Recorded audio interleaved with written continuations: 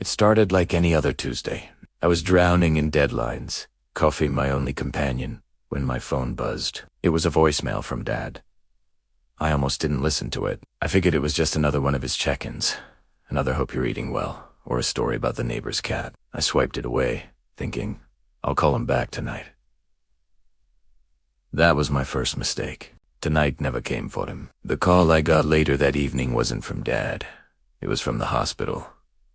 A car accident. They said it was quick, painless, but nothing about losing him felt painless. The world just ... stopped. In the blur of grief and arrangements that followed, I completely forgot about that last voicemail. It was a tiny, overlooked detail in the cataclysm of losing him. Weeks turned into a month. The initial shock had subsided, replaced by a hollow ache that seemed to have permanently settled in my chest. One night, unable to sleep, I was scrolling through my phone, looking at old pictures of him, trying to hear his laugh in my head. That's when I saw it. The notification, still sitting there. One new voicemail from Dad. My heart seized. A message from the other side. My hands trembled as I pressed play. Silence. Just stopped. Dead air. I pressed the phone to my ear, straining. Nothing. A pocket dial. It had to be. Disappointment washed over me, sharp and bitter. It felt like a final, cruel joke. One last chance to hear his voice, and it was just static. I listened again and again, turning the volume all the way up, hoping to catch even a faint rustle of his jacket. Anything. Still nothing. Just silence. My brother, Mark, is the tech genius of the family. He works in audio engineering. I mentioned the silent voicemail to him offhandedly a few days later.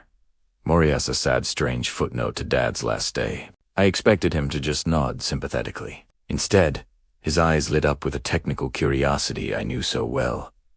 Silent, he said. There's no such thing as true silence in a recording. Let me take a look at it. I was skeptical. What could he possibly find in a recording of nothing? But I sent him the audio file anyway. It felt a bit like chasing a ghost, a desperate attempt to find meaning where there was none. I tried to put it out of my mind, not wanting to get my hopes up only to be let down again. But a part of me, a small, hopeful part, waited by the phone, my breath catching every time it buzzed. 2 days later, Mark called. His voice was different. Tense. You need to hear this, he said. No preamble. No hello. He sent me a new audio file. I ran it through some filters, he explained. Isolated the frequencies. Amplified the low-end gain. Just listen. I took a deep breath, my heart pounding against my ribs, and pressed play. The silence was gone. In its place was a low, rhythmic sound. Whoosh, ... Whoosh, ...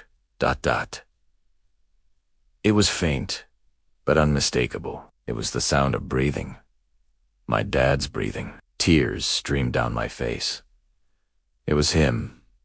He was there. I could hear him living his last moments. It was gut-wrenching, but it was a gift. I listened to that steady .com rhythm, a tiny piece of him I thought was lost forever. But then, I heard something else. Mark had told me to listen all the way to the end. As Dad's breathing continued, another sound slowly faded in. It was different, harsher, a ragged, heavy breath that wasn't his. It was close. It sounded like it was right behind him, almost on top of him. The calm rhythm of my dad's breath was suddenly juxtaposed with this other, more labored sound. Chills ran down my spine. Who was with my dad? The recording was only 30 seconds long. In the final 5 seconds, the second set of breaths grew louder, more frantic. And then, I heard a faint shuffle, a muffled sound I couldn't quite place. After that, the line went dead.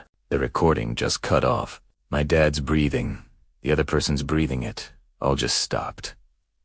My blood ran cold. The police had called it a straightforward accident, a single car collision. But this didn't sound like a man alone in his car.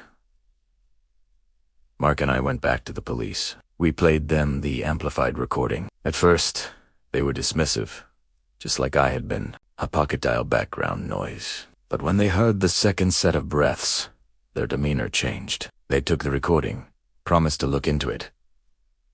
The official story was that he lost control of his car on a winding road, but the voicemail suggested something else entirely. It suggested he wasn't alone. It suggested a struggle. We never got a definitive answer. The investigation was reopened, but nothing conclusive was ever found. The case remains open, a question mark hanging over our family. Was someone in the car with him? Did they cause the accident? The silent voicemail that I almost deleted became the most important and haunting clue of my father's final moments. It didn't give us the closure we wanted, but it gave us a piece of the truth, however terrifying. It's a permanent reminder that sometimes the most important things aren't what you hear at first, but what's hidden deep within the silence. Thank you for listening to my story. If you've ever experienced something you can't explain, I'd be interested to hear about it in the comments. And if you'd like more stories like this, please consider subscribing to the channel. It means the world. Stay safe out there.